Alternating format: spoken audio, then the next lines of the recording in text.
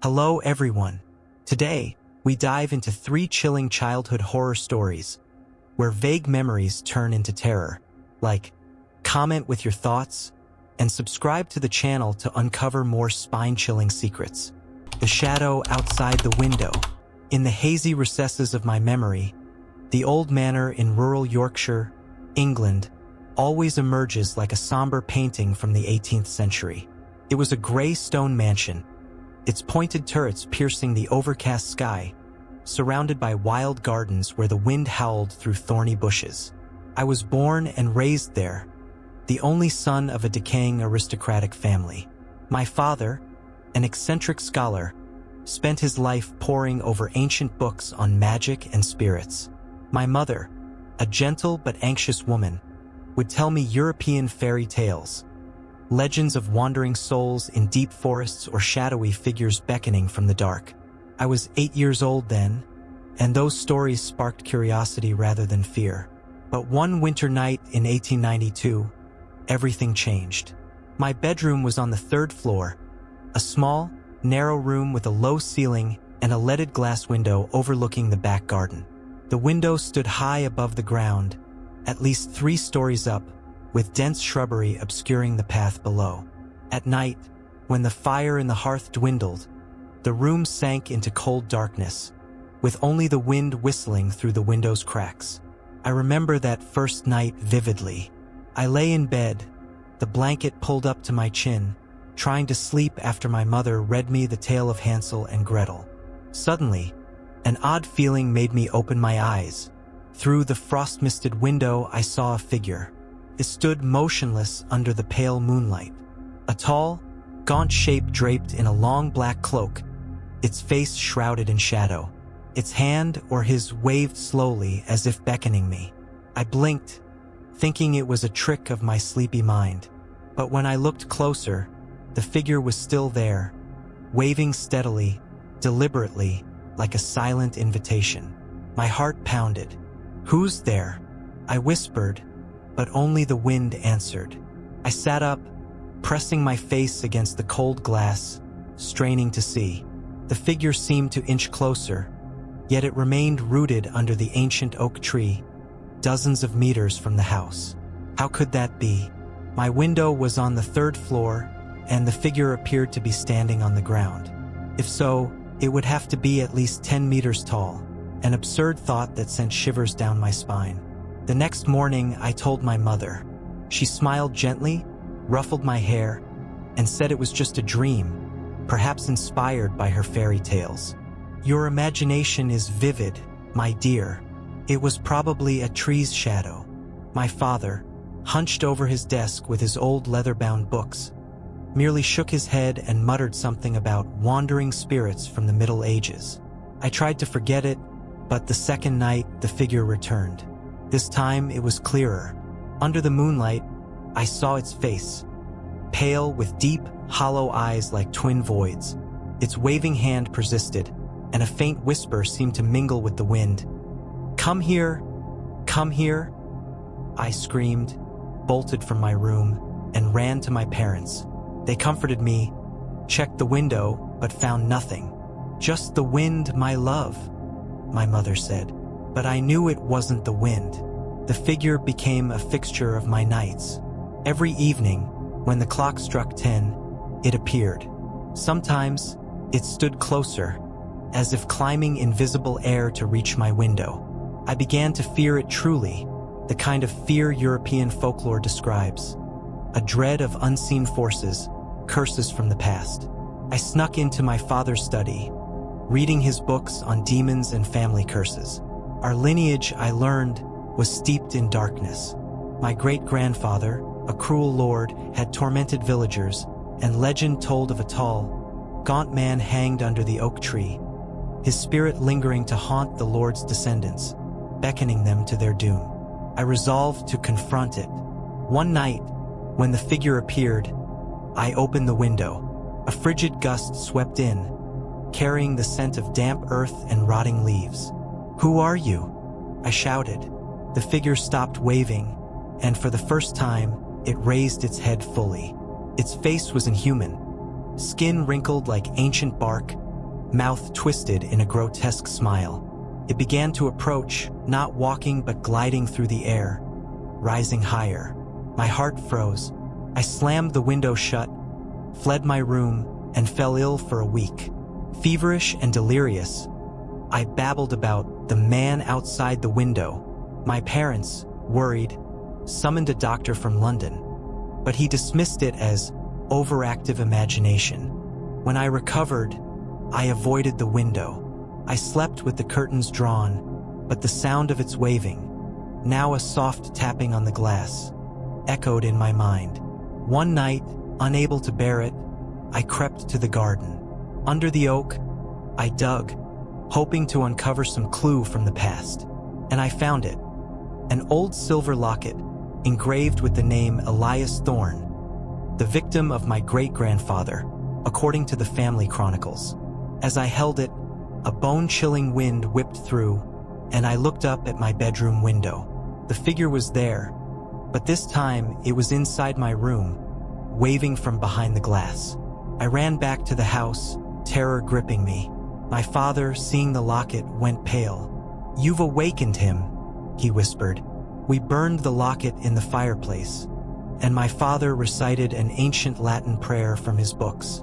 That night, the figure didn't appear, but its memory has haunted me all my life. Now, an old man in modern London, I still avoid sleeping near high windows.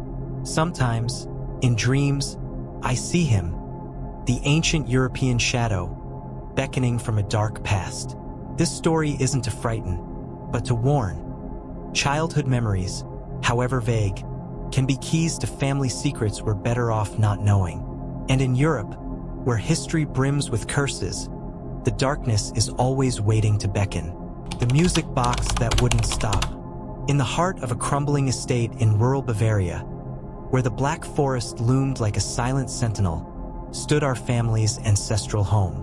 It was a grand, decaying manor, its walls draped in ivy and its halls filled with the echoes of a bygone era.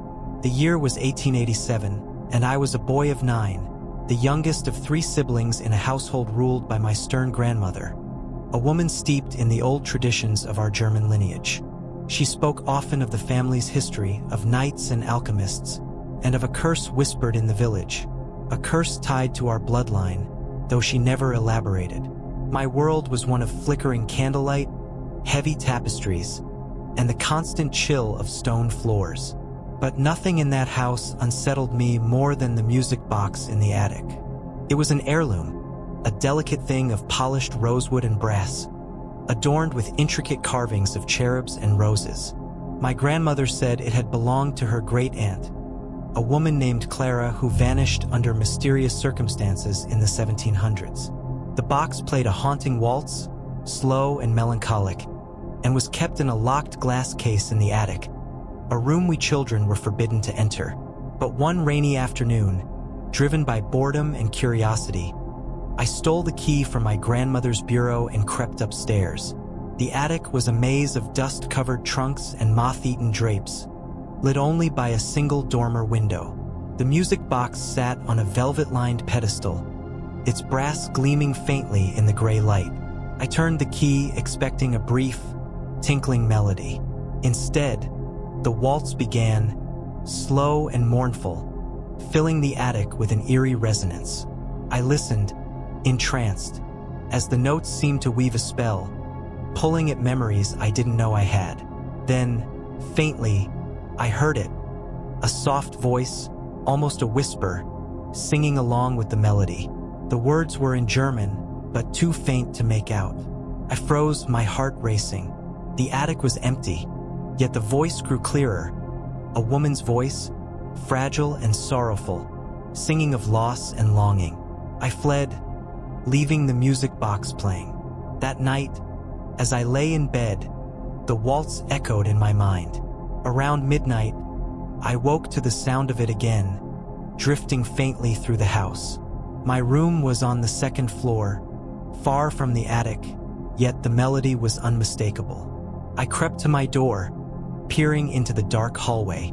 The sound stopped abruptly, replaced by silence so heavy it pressed against my ears. I told myself it was a dream, But the next night, it happened again. This time, the singing was louder, the words clearer. Come Zumir, Mainhers, come to me, my heart. I clutched my blanket, too terrified to move, certain the voice was coming from just outside my door. I told my siblings, Hans and Greta, but they laughed, calling me fanciful. Hans, the eldest, dared me to prove it. So, the next evening, we snuck to the attic together. The music box sat silent in its case, but the key was missing. Hans scoffed, saying I'd imagined it all. But as we turned to leave, the box began to play. No one had touched it. The waltz filled the attic, and with it came the voice, now achingly clear, singing of a love lost to time. Greta grabbed my hand, her face pale. Hans, trying to be brave, opened the case and slammed the lid shut, stopping the music.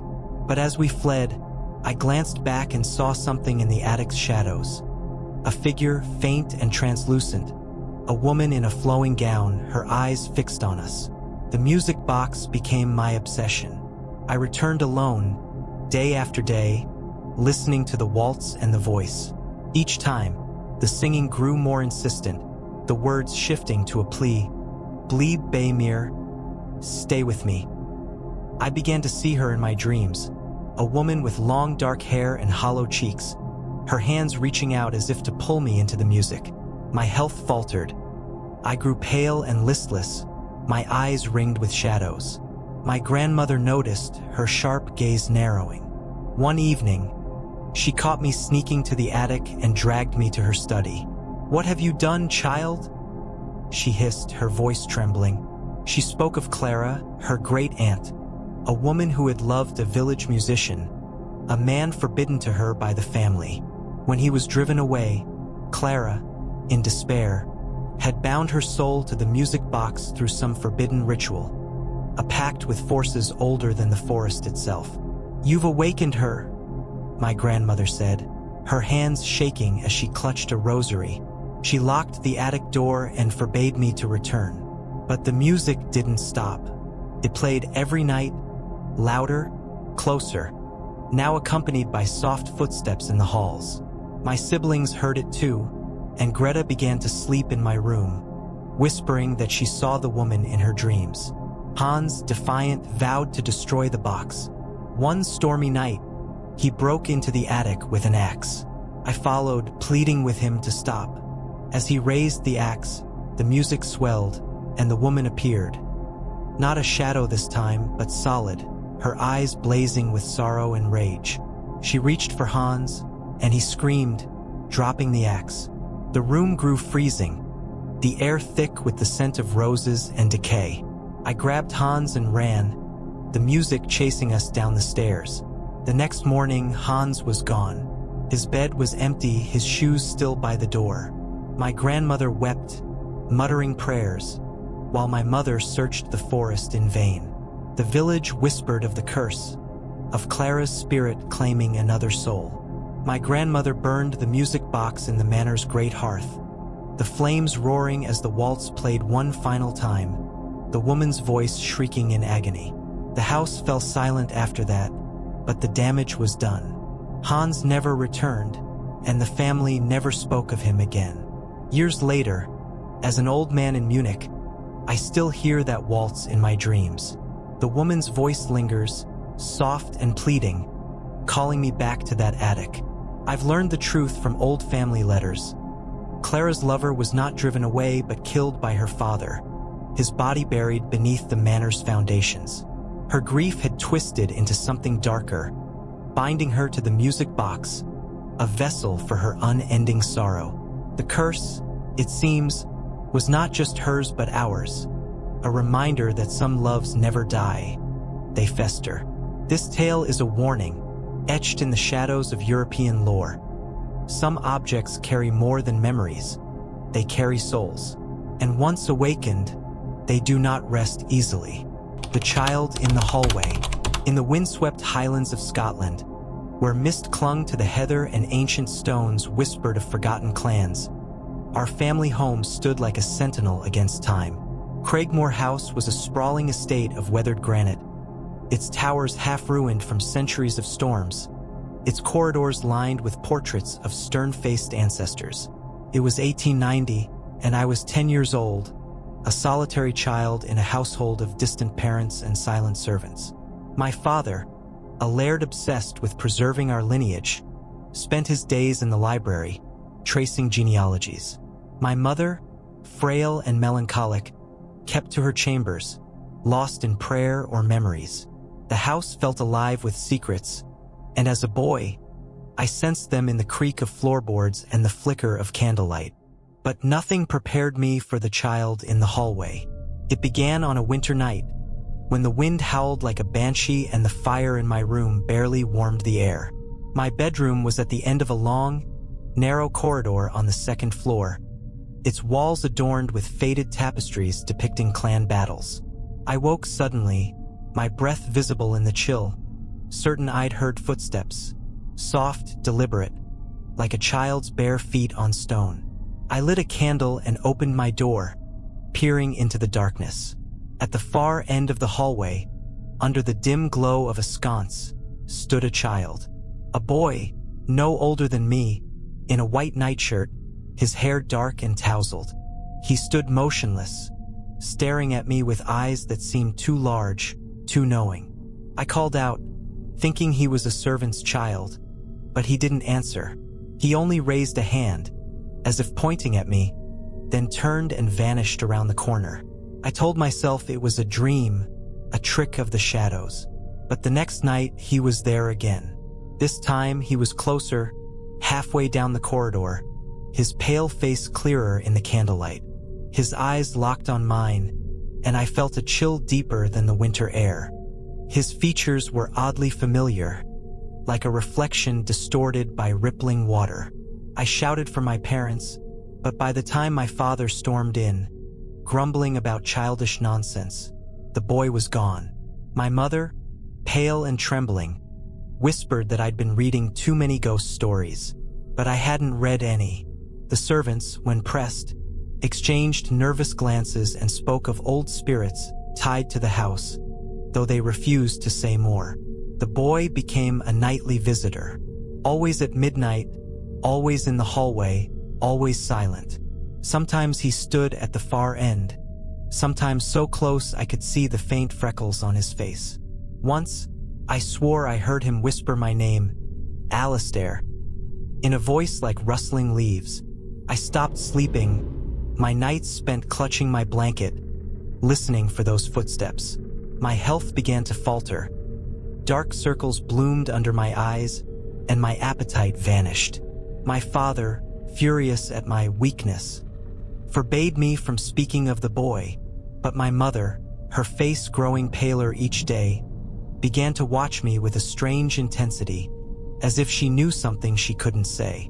One night, driven by a mix of fear and defiance, I followed the boy. He appeared as usual, standing at the corridor's end, his eyes glinting in the dark. When he turned the corner, I ran after him, my candle flickering wildly. The hallway seemed to stretch, longer than I remembered, the walls closing in with oppressive weight. I reached the corner, expecting to find the staircase, but instead, there was a door, one I'd never seen before, carved with intricate Celtic knots.